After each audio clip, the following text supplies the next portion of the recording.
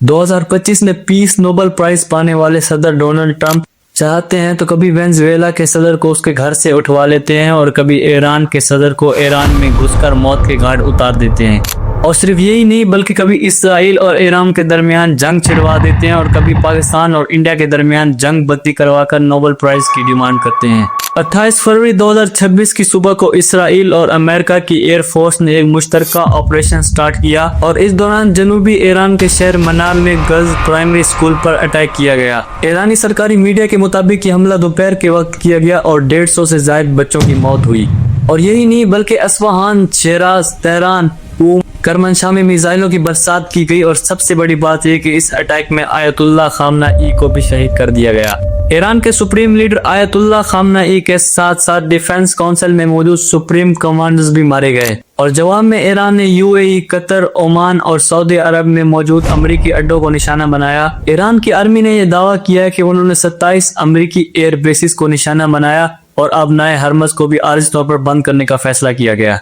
Straight of हरमज वो मुकाम है जहां से गल्फ कंट्रीज रोजाना तकरीबन 20 मिलियन बैरल ऑयल दूसरी दुनिया को सप्लाई करते हैं और सिर्फ तेल ही नहीं बल्कि गल्फ कंट्रीज का ऑलमोस्ट 80 से 85 मिलियन टन LNG रोजाना इसी रास्ते से गुजरता है। एक रिपोर्ट के मुताबिक पाकिस्तान अपनी रिफाइनरीज को चलाने के लिए रोजाना तकरीबन 3 लाख बैरल क्रूड ऑयल इसी रास्ते से इंपोर्ट करता है। हमले के बाद स्ट्रेट ऑफ हॉर्मज के बंद होने से न सिर्फ पाकिस्तान पर बल्कि पूरी दुनिया पर मनफी असरात पड़ सकते हैं। इस हमले के बाद अमेरिकी प्रेसिडेंट डोनाल्ड ट्रंप ने व्हाइट हाउस की ऑफिशियल वेबसाइट पर ऐलान किया कि ये ऑपरेशन ईरान के न्यूक्लियर खतरे को कम करने के लिए एक बोल्ड और नेसेसरी कदम है। और बाद में इस बात का भी एतराफ किया गया कि ये एक प्री प्लान यानी पहले से प्लान शुदा हमला था और यूएस ऑफिशियल की तरफ से ये भी कहा गया कि ये एक दिन का हमला नहीं बल्कि हफ्तों तक हमला चलेगा।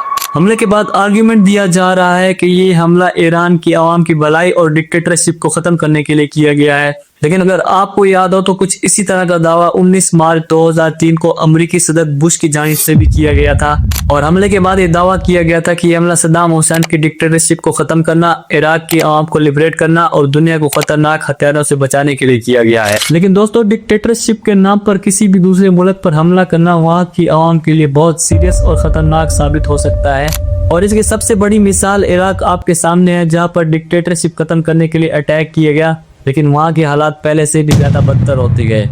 हमले के बाद यूएन सेक्रेटरी जनरल ने इमीडिएट सीज फायर की अपील की लेकिन ईरान सीज फायर के मामले में कोई दिलचस्पी नहीं दे रहा। ईरान के वजीर खारजा ने ये भी कहा है कि ईरान ही इस बात का फैसला करेगा कि ये जंग कब और कैसे खत्म होगी और सख्त कार्रवाई करने का भी दावा किया गया जिसमें स्ट्रेट ऑफ हॉर्मज को बंद करना शामिल है। रशिया ने अमेरिका और इसराइल के इस हमले को गैर कानूनी और इंटरनेशनल लॉ की खुले आम खिलाफ वर्जी करार दिया और कुछ हद तक ईरान को सपोर्ट करने का दावा भी किया।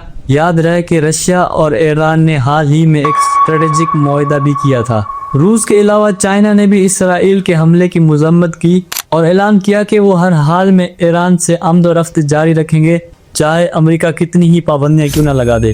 तो दोस्तों, याद रखें कि रोज बरोज के हमले और जंग अगर इसी शिद्दत से जारी रही तो इसके नुकसान सिर्फ इसराइल और ईरान पर नहीं बल्कि पूरी दुनिया पर मुरतब होंगे। पूरी दुनिया की माईशियत का पहिया घूमना बंद हो सकता है। तेल की कीमतों में इजाफा, आलमी सप्लाई का तातुल और एटमी तसादुम का बढ़ता हुआ खतरा आज भी दुनिया के सामने एक सवाल बनकर खड़ा है। तो यहाँ पर सवाल ये पैदा होता है कि क्या आलमी ताकतें इस आग को बुझाने में अपना किरदार अदा करेंगी या फिर दुनिया एक ऐसी तबाही की तरफ जा रही है जहाँ से वापसी का कोई रास्ता नहीं। आप इस सिचुएशन को किस नजर से देखते हैं कमेंट में जरूर बताइएगा। अल्लाह आपका और हमारा हामी और नासिर रहे।